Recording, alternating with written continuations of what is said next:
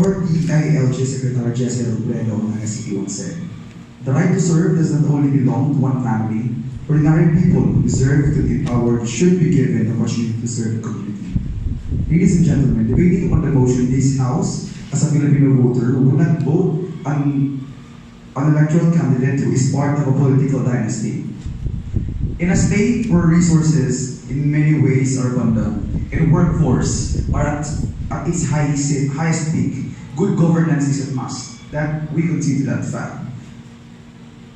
In the Philippine context, the status quo suggests that there are groups of people who belong in a clan runs for an electoral seat. Now, ladies and gentlemen, upon this debate, we recognize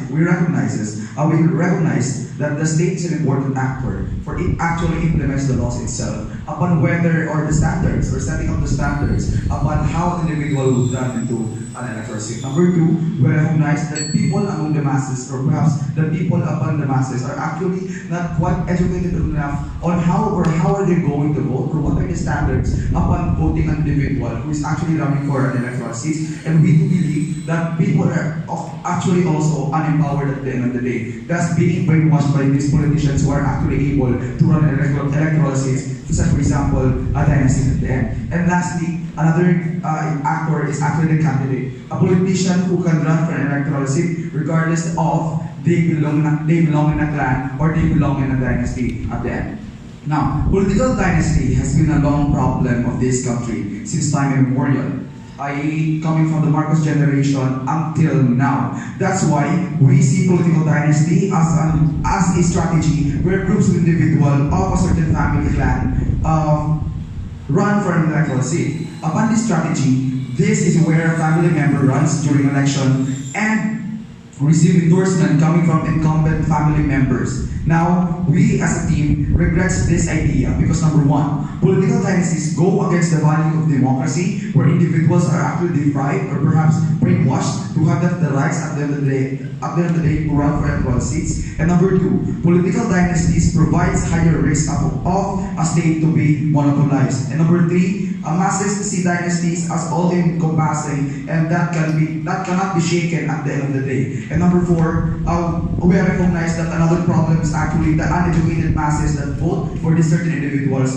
Thus, they are lacking education, and on the other hand, they are a lack of social awareness at the end of the day, ladies and gentlemen. However, we stand firm upon the belief that we as a bench are fighting for empowerment, where people can see themselves as possible leaders at the end of the day, where they see themselves as far powerful enough in order for them to stand up and lead a certain community. And we stand for democracy, where equal opportunity for people to hold office, public power, not what happened in 2007, where 53 candidates belonging to a background political dynasty run for office, among which include families Aquinos, Diazons, De Venecias, Ortegas, Rectos, and whatnot. That's according to a certain publication of the Philippines, Mr. Chair and members of this House.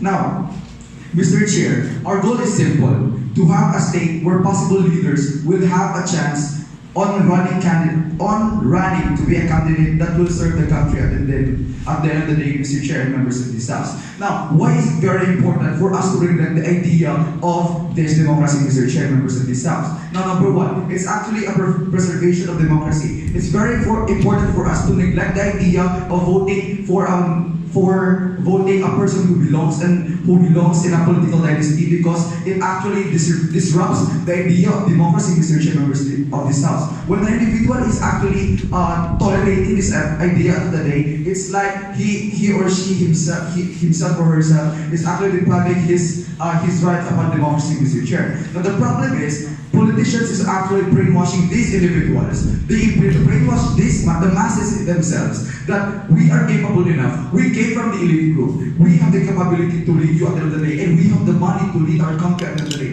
That's actually the big problem. And this actually leads to the masses see dynasties as something fixed and cannot be untouched and more powerful than other individuals. That's why the problem coming from this idea is actually when individuals become more and more ignorant at the end of the day, they more and more tolerate the idea of voting for this individual who belongs in a political dynasty, Mr. Chair. Now, what are the harms harms of voting for an individual in that belongs in a political dynasty. Number one, the idea of high risk upon a certain state being monopolized at the end of the day, Mr. Members of this House. Going back to the idea of democracy, ladies and gentlemen, where individuals are actually offered tons of opportunities, tons of opportunities to be able to run to an electoral seat and lead a certain country. If we are going to tolerate this idea, Mr. Chair, at the end of the day, this actually disrupts the idea of democracy, where individuals will just settle for less and just sit down there and be able to listen to a certain individual. Yes. Since it's democracy where people are free to vote, doesn't that mean they are free to vote people of political dynasties as well?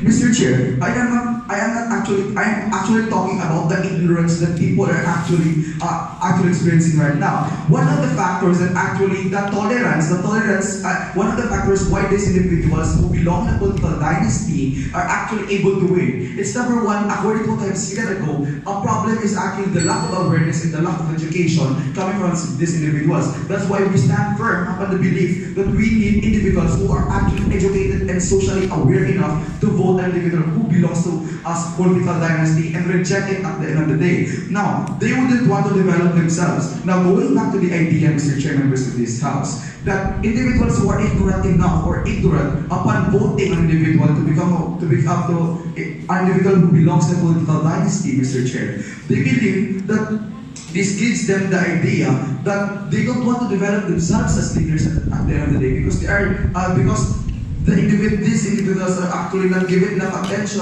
they're not given enough projects and programs for them to develop at the end of the day, Mr. Chair, members of this House. Now, Mr. Chair, one of the most alarming idea coming from this political dynasty and why we should reject it at the end of the day is actually when an individual becomes a tyrant at the end of the day and thus being able to deepen his or her roots at the end and being able to control the individuals. And with that, I do believe that democracy will stand for. Thank you. Educators, before I proceed with my arguments, I would like to rebut about what the Prime Minister of the government side said. First, they said that electing political dynasty is like a form of brainwashing the people for supporting the certain candidates all over and over again, or their certain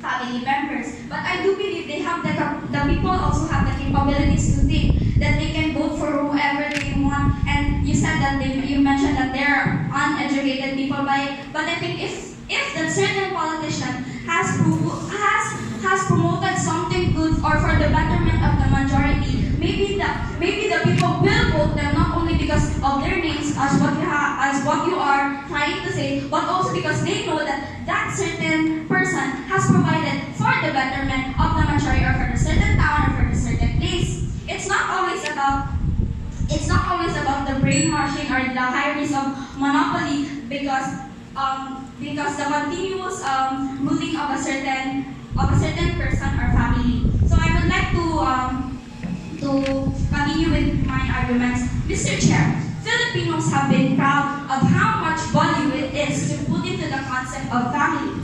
Despite all the nuisances and hardships it may bring, it can be seen how close families can be, like from brothers and sisters, sons or wives, or even the second degree cousins or aunties, or as long as they consider them as family. In the typical Filipino household, it is not really unusual to see a certain family, even though you are the auntie, the lola, the grandfather, the grandmother, to live in a certain place, to live in a certain household, and that status quo also applies to the political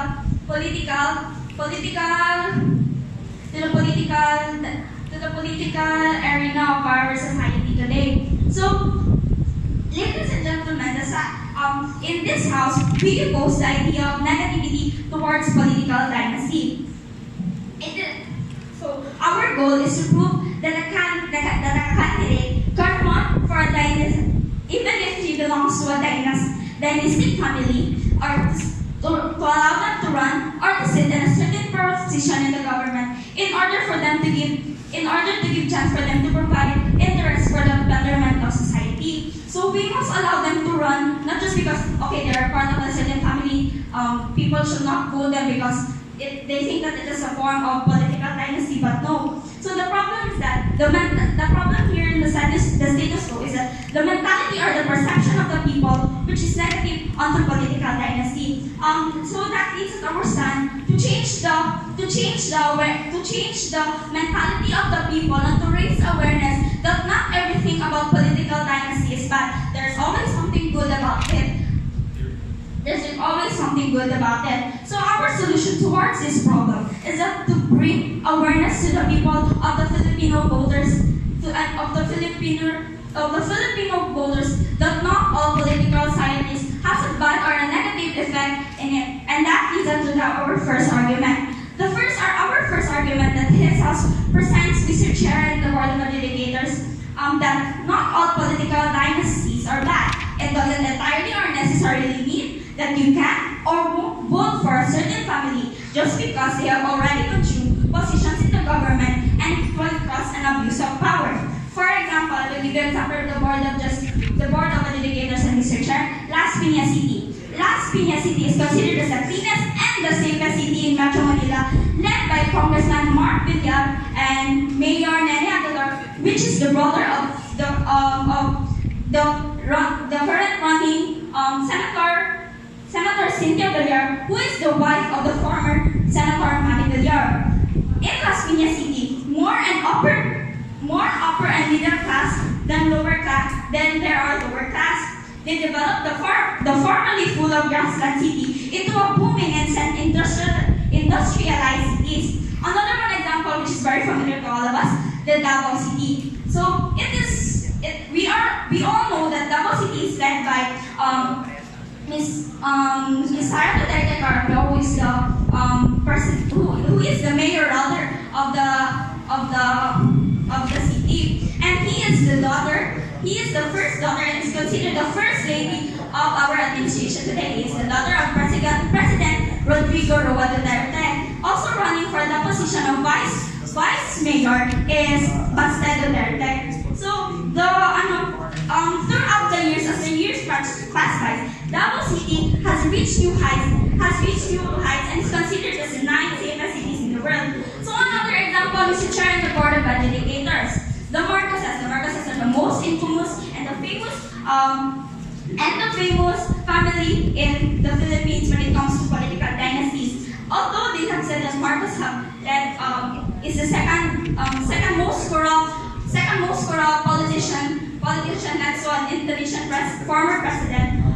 The good governance since President Marcos has led the family of the Marcos, Imelda Marcos, Amy Marcos, and Senator Bong Revilla Marcos has led the Ilocos City to be a very industrialized city in the world. So that leads us to my second argument. Throughout the Philippine histories, Philippine dynasties are not entirely negative and can bring certain positive effect. It can provide continuity of power and political stability. So the continuity of power assures that the desired goal is achieved over time and will be implemented throughout a long-term establishment by these dynasties. For example, Mr. Chair of the Board of Educators and ladies and gentlemen, a son who is to rotate the place of his father's position in office. The son can benefit from the experience and the guidance of his father. He would be able to emulate the good qualities and to learn from his mistakes made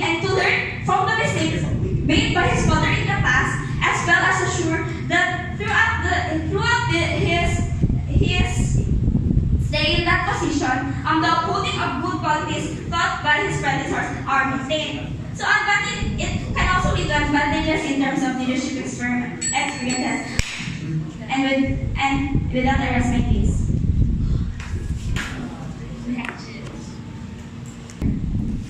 So the future is uncertain. It's either a good seed or a bad seed. A good leader or a bad leader is not made, it is molded. If an individual is born with parents who are actually some kind of bad politicians, there is a great tendency that he will become a bad leader himself. Let's say, for example, that a candidate for a certain position belongs to a political dynasty who's not really interested in the politics, and he himself is just forced to run in that certain position. What are the risks? Okay, let's take for example, it's not about the training that they came from their home, but let's bear in mind that I'll be showing you the points that the Filipino voters, we have the power not to elect or select these bad trees that will lead us to a certain area of success. Now, there are families that dominate into certain cities, provinces, and other localities. These families are more likely to bring higher level of graft and corruption to their provinces. Findings show that they are less likely to experience good governance in terms of infrastructure development, spending on health, the prevalence of criminality, full employment, and overall quality of government. These political dynasties have deleterious effects in terms of the allocation of public goods, even if their presence induces higher level of congressional earmarks. I would really expect that the opposition will say that these family members can influence good influence, or the member that could bring them good influence into the politics. Or for example, that if they're a member of the family of the political dynasty, they could learn good things. But what if this influence involves corruptions too? Would they still take the risk? Or I might say that this influence can lead them to copy the way of governance. These families would always make this a continued way of their lives as they replace the same family member. This just means that they will copy and continue to do so, those bad things. Another one is because it is considered that a political dynasty is a homogeneous group, and let me point to the negative effects if another member of a political dynasty still sits on a position. Now let's take for example, if a candidate or he or she won and he has not enough background information and not really into politics, Mr. Chair, it completely means that it would make a certain governance at risk, and there is a possibility, and it is not the responsibility not to continue all of these things, and it is our responsibility not to vote on these candidates. These politicians must not get in because they just keep on telling promises that involves continuation or even their rule is for the betterment. But until when? I would like to say that these are just promises that made to be broken. Mr. Chair, these politicians don't keep their promises, and I believe a true leader is a man of integrity and must not make promises that they can keep. Another reason, Mr. Chair, is for the continuation. Continuation for what? For the corruption. They're just making these excuses on covering up themselves since they were not productive during their time of service. And that is the reason why we should not let these candidates get into the position. Now, just sadly, let me end this with a quote that the greatest power is not the money power, but a political power. That's all. Border.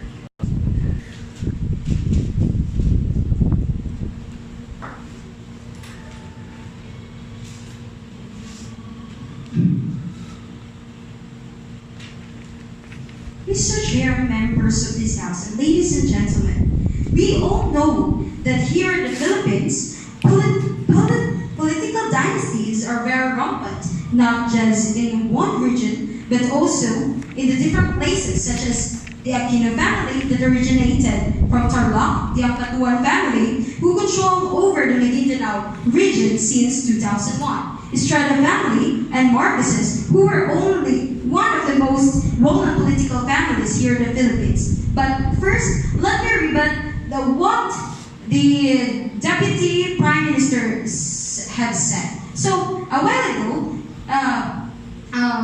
she talked about that a continuation for what? So, I think it's not a continuation for corruption. I think those candidates who belong to the dynastic families, Mr. Chair, are not for continuing their corruption, but instead they are continuing the good influence that their family had started. So, Mr. Chair and members of this House, I believe that there are still good things why people or the Filipino voters should vote those candidates who belong to the dynastic families, Mr. Chair. So why is that? So first, those candidates who belong to the political dynasties are more likely to pursue their long-term development oriented strategies since they hold power and their position for longer. So unlike in a certain candidate who is not part of the dynastic politicians, where most likely will having a hard time to develop their interests due to their limited term, Mr. Chair. Secondly, it can also result of having an advantage of continuity, Mr. Chair.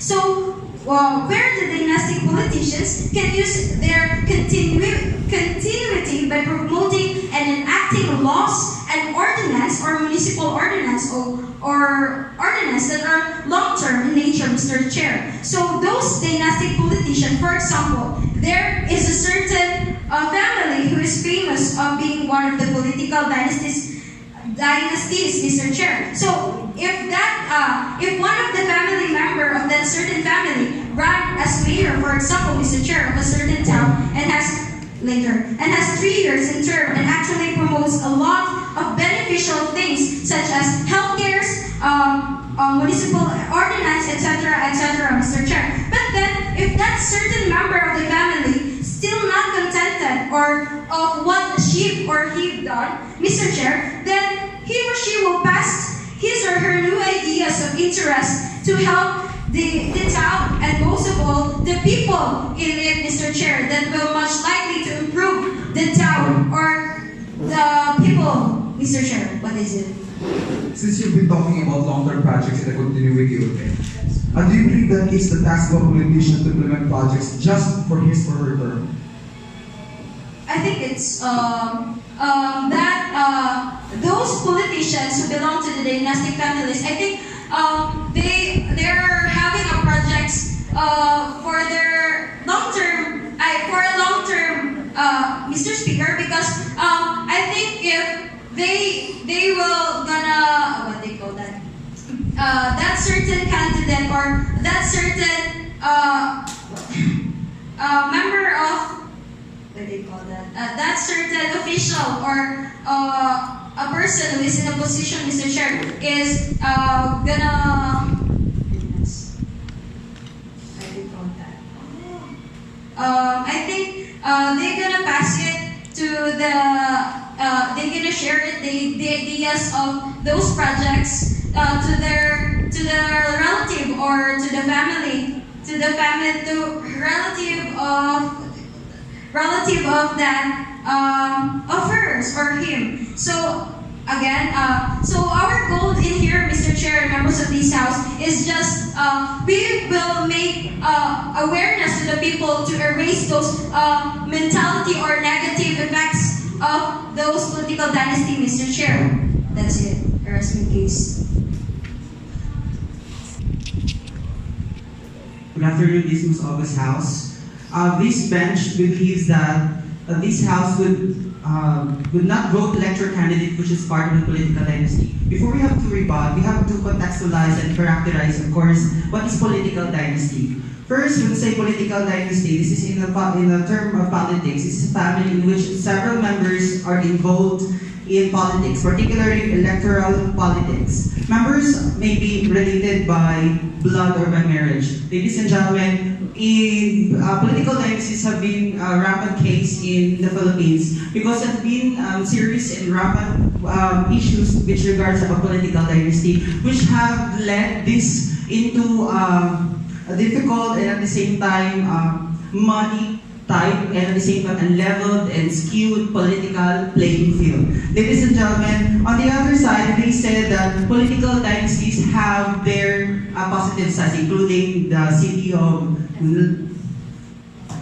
okay, well, they consider the political dynasties have great effect. Particularly, they consider the city as the cleanest city, as they said. However, let's take a look about, let's not forget about how these political dynasty have distracted and at the same time destroyed the political image in the Philippines. Let's have to recall about the Marqueses, the Romualdez, the Aquinos, the Huangcos. These were the people who have, these are considered the families, were part of the political dynasties that have already contributed negatively into the and impacted negatively to the government, to the Philippines as a whole. We all know that, ladies and gentlemen, we believe in these three things. Apart from what was mentioned by the government side, that apart from it has been political dynasty have been considered as have given monopoly of power, and of course it promotes stagnance and at the same time anti-development. Now we have here in our bench here, it does not ensure, of course, in political dynasty that a person who is running for the electoral post will, of course, be directly proportionate or equal to the competence of the previous or incumbent one. Ladies and gentlemen, we all know that, ladies and gentlemen, we have difference in terms of competence, in terms of the names, even the first name of the person, we have difference in terms of skills. Thus, we cannot say that if you're part of the political dynasty and at the same time you have both of the same blood, or you have the same blood, it doesn't mean that you have the same skills or competence, ladies and gentlemen. Second one, of course, it's the first argument. Second one, it does not provide fair, equal access opportunities to the would-be and prospective candidates, making it as the Philippine politics as skewed and unleveled playing field among those who would be running for politics. It's the time, ladies and gentlemen. Of course, since this will be limited for a few people who are having saleable brand in the political lens, of course, they consider that people who are used to that these people or these families are they're used to their plans, their platforms, and they can become false promises, ladies and gentlemen. And we have also provided, it also doesn't provide major political stride or development. Now, creating here, apart from it provides political stride or development, it doesn't provide, it creates an arena of competition and at the same time corruption and creating political crocodiles. And we all know, ladies and gentlemen, that these things have enabled a negative effect on the governance and any aspect, economy, point. As what you said, political crocodiles. If these people, all these candidates are families, would a family steal from each other? Well, ladies and gentlemen, my point here is, of course, when saying political crocodiles, it means that these are labeled who are having, of course, they are money laundering and at the same time doing unnecessary actions or illegal actions underground or monkey business when they are on their post. Okay, then we go back to our argument. The last one we have, of course, we cannot say that there is what we call popularity over competence. Of course, ladies and gentlemen, we have in a public post, of course, this is a public post which 6 people who have competence, who have the skills, the knowledge in managing, administering this kind of, or large mass of people. Ladies and gentlemen, if we lay down this position to those political dynasties who have been recorded with series of corruption, series of malversion and falsification of the legal documents in the Philippines and in the government. Of course, ladies and gentlemen, we could be able to experience a stagnant development, and we rest our motion or stand. The government science mentioned about the projects. It's a the finished projects of the leader of a member of a political dynasty can be passed either in the member under his or next or the let's say the descendants of his chair. Now, if that is passed, the project will still be continued and still be built in inside the place wherein the project will, the people will still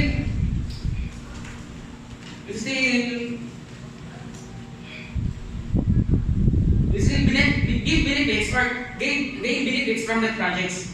Now, let's say political, as what I have here, the government says the political dynasties mostly hinders the rights of the people to run.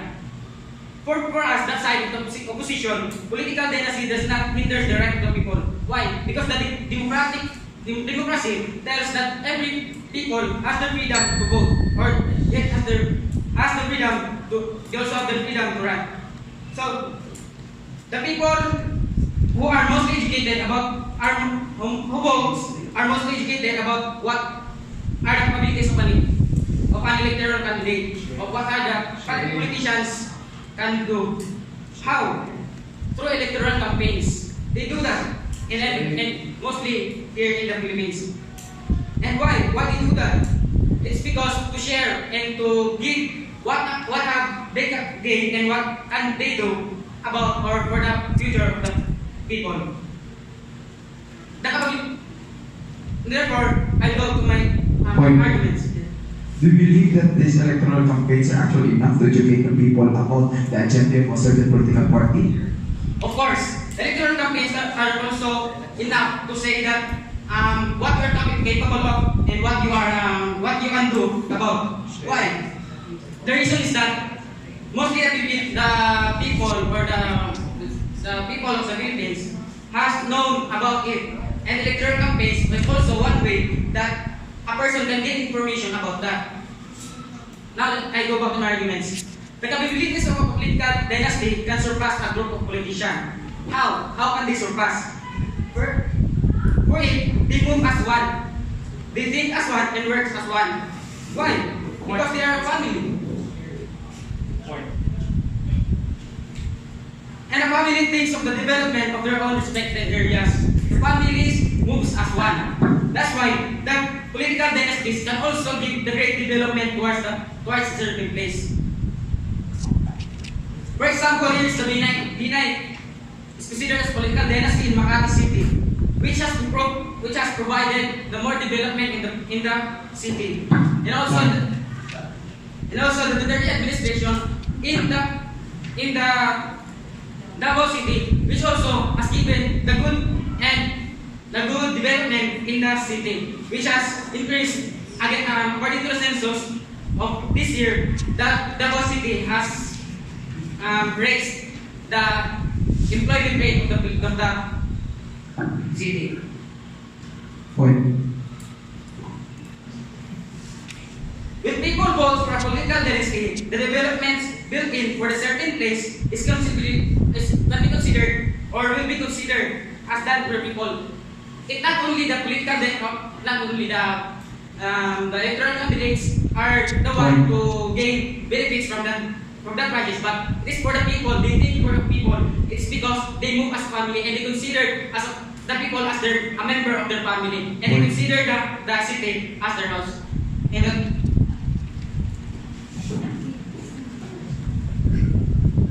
you've told us that they move as one, right? Do they also steal as one?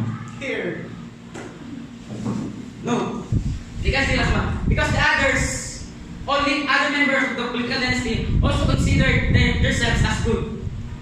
It does not literally says that even if the other member of the political dynasty are bad, it does not say that everyone are bad.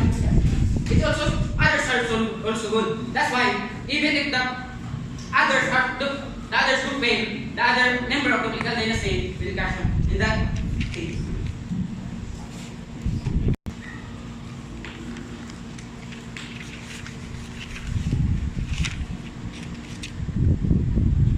The goal of the opposition is simple. They mean to glorify political dynasties and mask the truth that history has told during the course of the existence of the Philippines, ladies and gentlemen. Now, uncertainty is the main threat to the political political system of the Philippines. And it just turns out that political dynasties are the biggest uncertainty that our government is facing right now, right? If it succeeds, then it could be like a successful Chinese dynasty where it's a golden time for thousands of years. But if it fails, then it could also lead, for example, to the Marcos, or not the Marcos, but it could lead to the corruption and the anti-development scheme that we have been talking about on the closing government side, ladies and gentlemen. Now, when people do not weigh in on the politicians' capabilities and instead base their votes solely on family name alone, then we believe that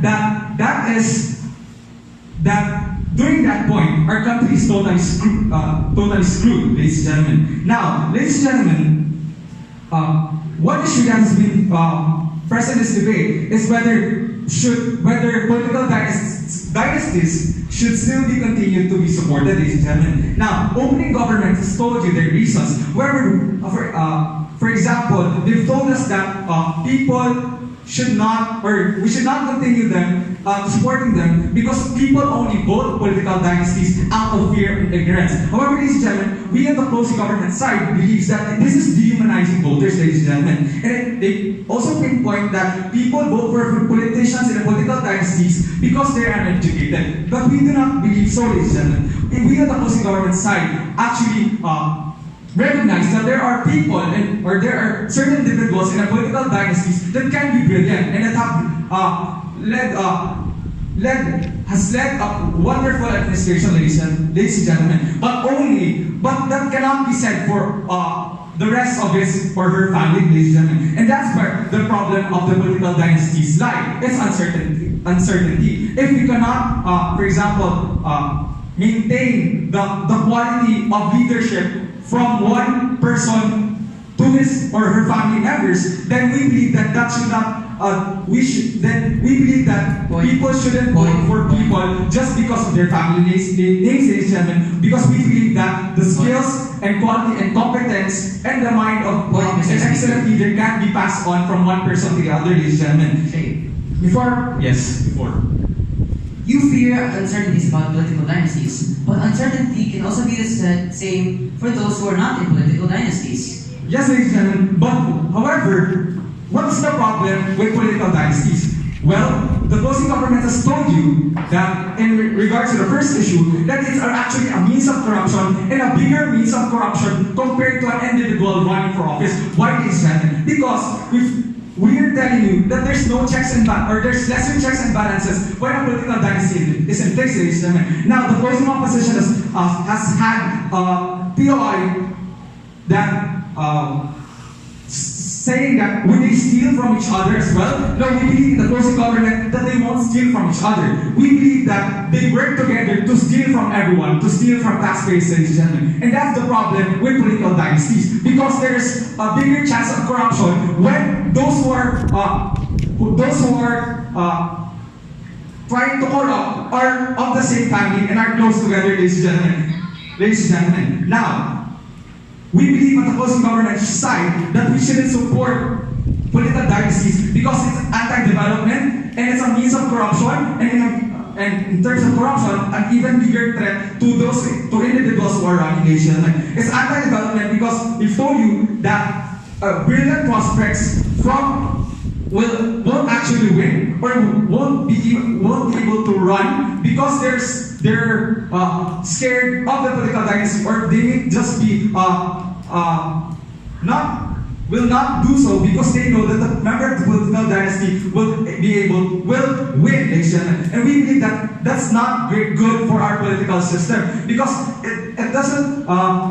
That means that the quality of leaders in our government is lessened, and when the quality of the people who are governing our country is not on par with the rest of the world, ladies and gentlemen, then we believe that it's a cause for certain problems, and at the top of that problem is corruption, ladies and gentlemen. Now, we've also tackled about whether keeping political dynasties is actually good in terms of development projects and development. Now, opening government has told you that no, it's not actually good because it will be stagnant and it will only, members of the political dynasty will only continue the projects that have been made by those who came before them. And the opposition side has told you that they'll continue projects of family members, and that's actually good because they'll be able to continue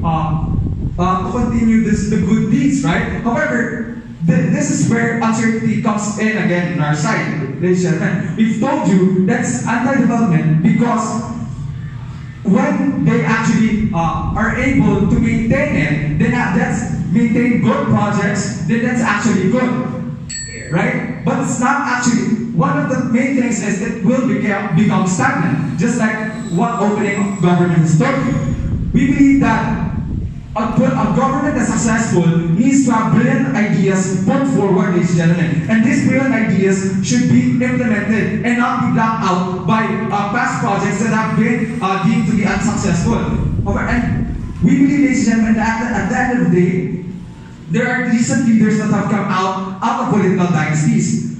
However, decency and excellent leadership can't be passed on by blood. And history has shown us that corruption has been more leaning towards political dynasties than there are to those individual politicians. And we believe at the end of the day, the positive of the political dynasties does not justify the negatives that they have done. Thank you. Mr. Adjudicators, as what the government whip has told you that the opposition side is masking the past of corruption and so on and so forth, let me tell you the truth that in fact, the government has been masking the past where it is all that the government has given a label of political dynasties as always about corruption, stagnation, so on and so forth. However, what this side wants is simply a future where the citizens and the government can help each other. And the goal of our political dynasties and the people is to help each other and to learn from our mistakes. What we should do for now, we should forget and leave the past to help write the future, to help both the political dynasties, the government, and the public as well. As what the opening Prime Minister said, that because of power, because of money, that the people are brainwashed, to follow them. However, while we cannot disagree to the fact that people are drawn to power, power itself does not corrupt the mind. It is what people do with said power. And the people today have values in their hearts to try and prevent this corruption from happening again in this nation. As what the Deputy Prime Minister said, that there's not enough info on this person. It's not enough to try and help get these people into election. However, because of this, if we do not vote people based on their little infos of what they have, then how exactly can we brace for the future if we do not take some little risks? Sure, it may set back the people, but of course, we must learn from these mistakes. Next, as what the government whip has said, that the people will vote political dynasties out of fear of power and this fear of uncertainty. First of all, if there is fear of power and just because they have power, they may have some power over us, that does not mean that they have complete control.